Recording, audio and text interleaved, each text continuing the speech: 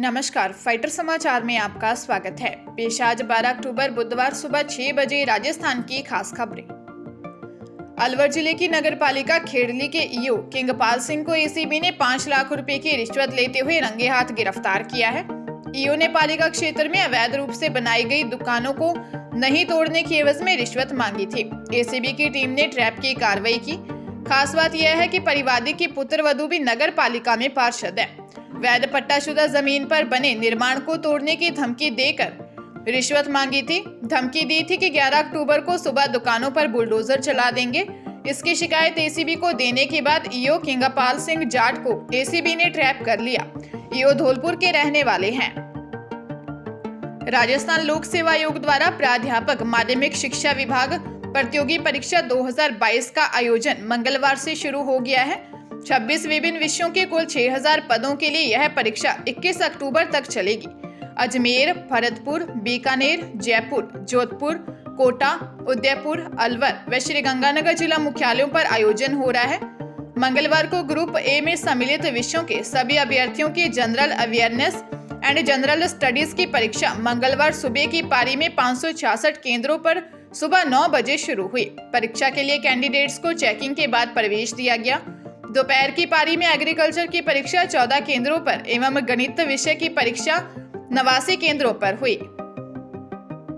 Supreme court ने राजस्थान सरकार पर अप्रसन्नता जाहिर की है। कोर्ट ने कोविड-19 से मरने वालों के परिजनों को अनुग्रह राशि देने के लिए उठाए गए कदम से जुड़े उसके हलफनामे को असंतोषजनक करार दिया। अदालत ने राजस्थान सरकार से कहा कि वह कोई परमार्थ का काम नहीं कर रही है। न्यायमूर्ति एम.आर. शाह और न्यायमूर्ति कृष्ण मुरारी की पीठ ने राज्य सरकार को निर्देश दिया है। निर्देश में उन्हें इस मामले में विस्तृत हलफनामा दायर करने के लिए कहा गया है। सर्वोच्च अदालत ने कहा, इसके पहले भी आपने एक आश्वासन दिया था। राजस्थान सरकार कोई परमार्थ का काम नहीं कर रही है। इस संबंध में इस अदालत द्वारा निर्देश जारी किया गया है और कोविड-19 से प्रभावित लोगों के साथ संवेदनशीलता के साथ व्यवहार करना चाहिए। कोर्ट ने कहा कि राजस्थान सरकार की ओर से दायर हलफनामा किसी भी तरह से संतोषजनक नहीं है। पीठ ने कहा कि अधिवक्ता विस्तृत हलफनामा दायर करने के लिए और समय का अनुरोध करते हैं, लेकिन इसे शुक्रवार को दाखिल करें। अलवर के रामगढ़ क्षेत्र में एक नर्सिंग स्टूडेंट युवती ने खुद के घर में फंदा लगाकर सुसाइड कर लिया।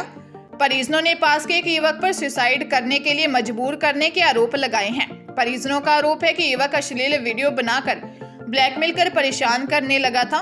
तंग आकर युवती ने जान दे दी। पिता ने रामगढ़ थाने में रिपोर्ट दर्ज करवा आरोप लगाया कि उसकी बेटी प्रतिदिन नर्सिंग की प्रैक्टिस के लिए निजी हॉस्पिटल जाती थी, जिसे काफी समय से शुभम परेशान करता था, बेटी का पीछा करता था। पिता का आरोप है कि युवक ने उसकी बेटी के अश्लील फोटो व वीडियो बना रखे थे, जिसके कारण वह उसे ब्लैकमेल कर परेशान करने लगा था।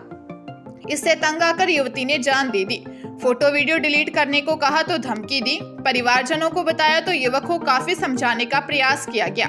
फोटो व वीडियो डिलीट करने के लिए कहा गया, लेकिन उसने मना कर दिया। समाज में बदनामी के डर से युवती ने मानसिक रूप से परेशान होकर आत्महत्या कर ली। पुलिस ने मामला दर्ज कर जांच शुरू कर दी है। राजस्थान में सुबह से हो रही उत्तर पश्चिमी क्षेत्रों में सुबह सुबह कोहरा छाया रहा। बीकानेर, श्रीगंगानगर, सीकर और चूरू में घना कोहरा रहा। हालात ऐसे बन गए कि बीकानेर जयपुर नेशनल हाईवे पर लोगों को गाड़ी किनारे खड़ी करके कोहरा कम होने का इंतजार करना पड़ा। खेतों में कोहरा ऐसे लगा मानो बादल जमीन पर उतर आए। वहीं राजस्थान पिछले कुछ दिनों से चल रहा बादल बारिश का दौर अब थम सकता है। आज से राज्य के अधिकांश हिस्सों में मौसम साफ रहने के साथ धूप निकलने की संभावना है।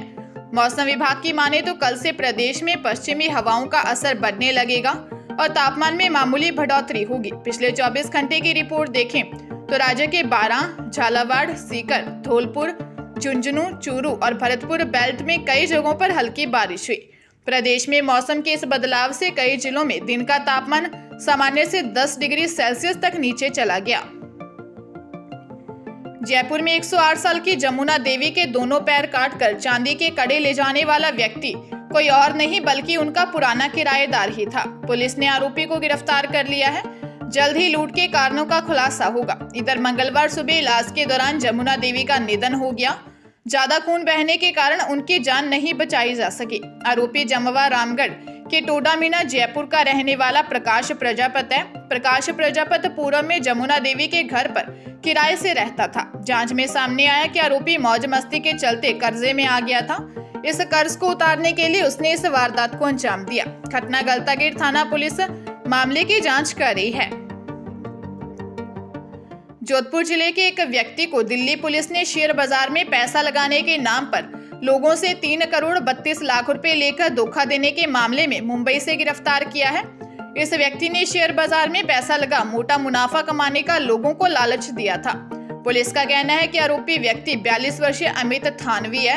यह जोधपुर में शेयर बाजार के कारोबार से जुड़ा है। शेयर बाजार के कारोबार में काम करने के दौरान इसने जल्दी पैसे कमाने के चक्कर में लोगों को ठगना शुरू कर दिया। दिल्ली पुलिस के स्पेशल कमिश्नर रविंदर सिंह यादव ने बताया कि हमें शिकायत मिली थी कि एक व्यक्ति व उसके परिजनों के साथ अमित ने 3.32 करोड़ रुपए की ठगी की है। पुलिस का मानना है कि अमित से पूछताछ में इसी तर्ज पर कुछ अन्य लोगों के साथ ठगी किए जाने के मामले का खुलासा हो सकता है। अलवर जिले के भिवाड़ी में फैक्ट्री में काम करने वाले एक युवक ने जहर खाकर जान दे दी। 23 साल का युवक धनेटा नौगावा गांव का रहने वाला था। वह अविवाहित था और टपुकड़ा में एक फैक्ट्री में काम करता था। मृतक 3 भाई हैं। पिता खेती करते हैं। पुलिस ने बताया कि नौगावा के धनेठा गांव निवासी युवक रविंदर टपुकड़ा में नौकरी करता है, जिसने टपुकड़ा में खुद के कमरे पर ही जहर पी लिया। कंपनी में ही चाचा व अन्य रिश्तेदार भी काम करते थे। युवक ने अपने कमरे पर आकर जहर पीने के बाद परिवारजनों को फोन कर बता भी दिया कि उसने जहर पी लिया है। इसके तुरंत बाद परिवार के लोग उसे अस्पताल लेकर आए, जहां उसकी मौत हो गई। सुसाइड का कारण पता नहीं चल सका है। पुलिस मामले की जांच में जुटी है। धौलपुर में आगरा मुंबई नेशनल हाईवे 44 पर देर रात चेकिंग कर रहे परिवहन विभाग के उड़न दस्ते पर 10 से ज्यादा बदमाशों ने हमला कर दिया। बदमाश टीम से 10,000 रुपए छीन कर ले गए। 2 गार्ड गंभीर घायल हैं। घायलों को अस्पताल में भर्ती करवाया है। सब इंस्पेक्टर अविनाश चौहान ने बताया कि रात को वह मध्य प्रदेश बॉर्डर पर अचलेश्वर मंदिर के मोड़ पर चेकिंग कर रहे थे। इस दौरान उनके गार्ड पैसे और चालान बुक का मिलान कर रहे थे। तभी अचानक बन्ने का पूरा गांव का रहने वाले भूरा गोस्वामी, बाबा, दीपक, बबलू और बंसी के साथ 6 से ज्यादा अन्य बदमाश शराब के नशे में टीम के पास पहुंचे और गार्ड वीरेंद्र से चालान बुक और रुपए छीन लिए। सभी आरोपियों ने लाठी और डंडों से गार्ड वीरेंद्र पर हमला कर दिया। गार्ड सरदार सिंह उसको बचाने पहुंचे तो बेरहमी से उसकी भी पिटाई कर दी। चालान बुक को फाड़कर 10,000 रुपए छीन ले गए। कोतवाली पुलिस ने मामला दर्ज कर आरोपियों की तलाश शुरू कर दी है।